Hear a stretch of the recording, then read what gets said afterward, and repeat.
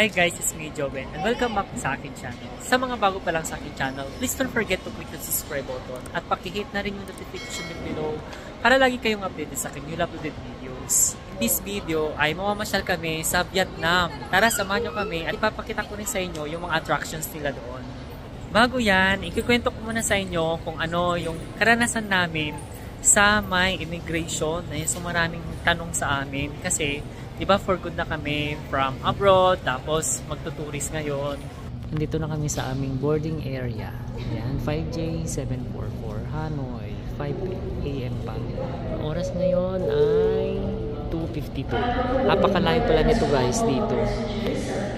Habang inaantay namin na mag-board kami sa aeroplano, ay ikikwento ko kung ano yung karanasan ko, kung ano yung mga tinanong doon sa may immigration.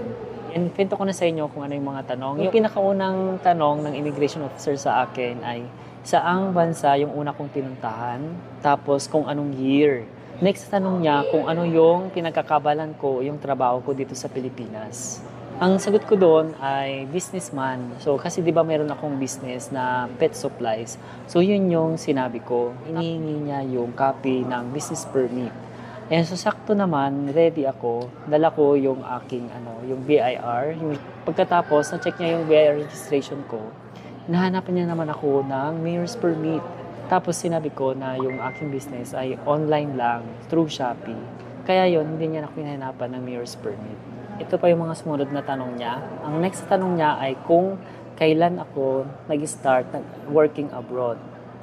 Tapos kung ilang years ako doon, at kung ano yung trabaho ko. At tinanong din niya kung ano yung relationship ko doon sa may travel companion ko. At tinanong din niya kung ano yung trabaho ng companion ko doon sa Kuwait noon. At kung ano yung relationship namin at kung kailan katagal na kaming magkakilala. Tapos tinanong din niya kung ano yung pupuntahan namin sa Vietnam. Kapag book na ba daw kami ng aming mga tour packages, yung mga doon, mga tourist attraction. Sabi ko, oo, nakapag-book na kami. Tapos sabi niya, ano yung mga attraction na pupuntahan nyo? Buti na nakahanda ako at alam ko yung isang pupuntahan namin, yung Silver Waterfalls. Yan, tapos hiningi niya sa akin yung mga bookings namin. Tapos tinanong pa niya kung paano kami nakapag-book doon. Sabi ko, via Klook. At ito pa pala, pina-open pala sa akin ng immigration officer yung aking Shopee account. Tapos browse niya kung mayroon akong sigurong mga benta doon. Bakit ko afford na mag-travel abroad? Parang ganoon siguro yung thinking niya. Pero, blessing in disguise naman na marami akong benta sa aming Shopee account. Kaya yon, medyo pinatagal pa niya ako doon kung ano-ano ini-enter niya doon sa computer niya. Pagkatapos, medyo tinitingnan niya ako. Then, pagkatapos noon, sinaol niya na yung mga papers na hiningi niya sa akin. At yun, tinatakan na yung aking passport. Advice ko sa mga mag-travel abroad na for tourists, holiday pleasure ay, ayan, so, lang kayo, huwag kayong kabahan. Tapos, kung ano yung tinatanong niya, sagutin nyo lang siya. Huwag kayong yung parang magbabuff. Kasi magda-doubt siya sa mga sinasabi mo. Dapat, consistent yung mga sinasabi mo. At parang hindi ka kinakabahan. Pero hindi mo naman mawala yun eh. Pagka na-interrogate ka na, di ba kakabahan ka na? So, pero pa rin, pagpatuloy mo lang kung anong tatanungin, yun na yung sasagutin mo.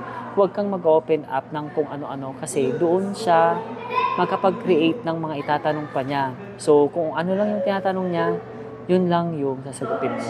Tapos, yung pinaka-first thing, huwag mong ipahalata na kinakabahan ka. Tapos, kung mag-eye contact ka, huwag kayong tingin ng tingin sa mga paligid mo kasi magda-doubt siya sa'yo, yung parang kinakabahan ka na parang nararattle. At ito pa, kung magta-travel kayo as tourist, kung meron kayong trabaho dito, dapat meron kayong proof na doon sa company na pinagtatrabahuan nyo, halimbawa ID or employment certificate na currently working kayo doon.